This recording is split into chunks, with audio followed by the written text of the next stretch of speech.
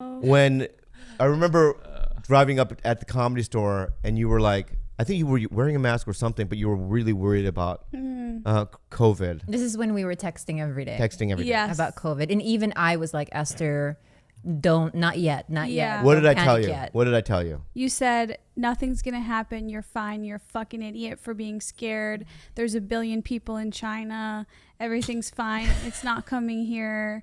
And then Whitney joined. You and Whitney basically ganged up on me. I was like standing. Oh yeah, there. Whitney was saying, yeah. I was like standing in the parking lot, like shivering of fear. And Yeah. Whitney's like, "You think you're so special that you could get it?" You guys. Oh right. You were both screaming at We me. really made you feel bad. But it actually, weirdly enough, made me feel better because then I went home and didn't have so much fear about it. Because I'm like, well, I trust them, and they're telling me not to be scared. You guys did end up being wrong, but you're not the only ones. My therapist told me she wanted to throw my hand sanitizer away. Oh, Lord. And I mean, I ended up taking that last trip to Vancouver that I was scared of, but I don't know. Yeah, you guys were not scared. We were traveling. We were in Hawaii. Remember? And I texted you. I said, I'm going to be the guinea pig. I'm going to go without a mask.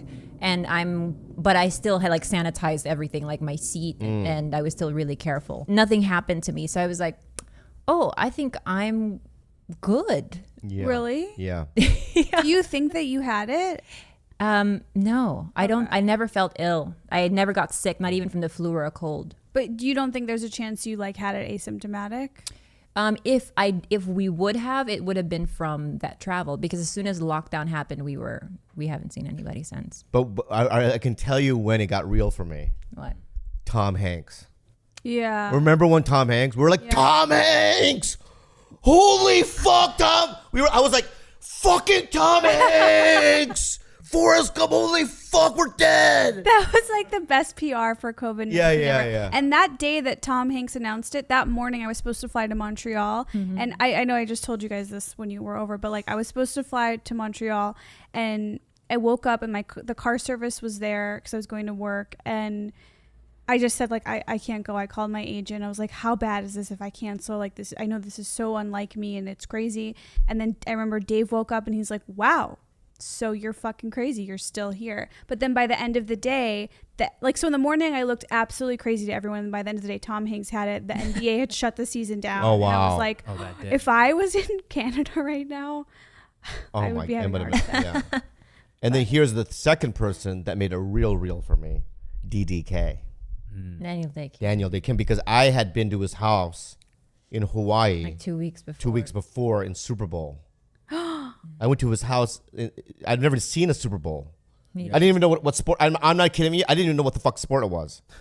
That's very scary. At the time, they're like Super Bowl. He called me, hey, Super Bowl? What'd you think? I go, is it a food? Is it a big bowl of food? Like organic superfood? Right? I went over and there was a football game, if you guys don't know. Yeah. It's a football game, and it's the last football game of the season where the two top people do it, right? On top of that, we shared a flight with him. Like, before. That's how I got to the fucking... To Hawaii. I know the flight. I know that's how I got to the flight with the flight. Wait, what? But that's how I got to his house, because we ran into each other at the airport. Yeah. And then he's like, hey, maybe you can come over for the Super Bowl. And I went like, whatever. And then he called me, and then I went over to his house. And then when he got it, I was just like, oh, this is real. Wow. Like anybody can get it, Now, DDK recovered. He's have you seen his body? Yeah. It's so nice. Very Ooh la la. How long do you think it would take for you to get to DDK body level? I think I'm at the point of no return. 3 months. No, not 3 months. I'm at the point of no return. I don't have also the structure he has. But Kumail did. Yeah, but Kumail is his body structure. I believe that God makes certain, I've said this before, right?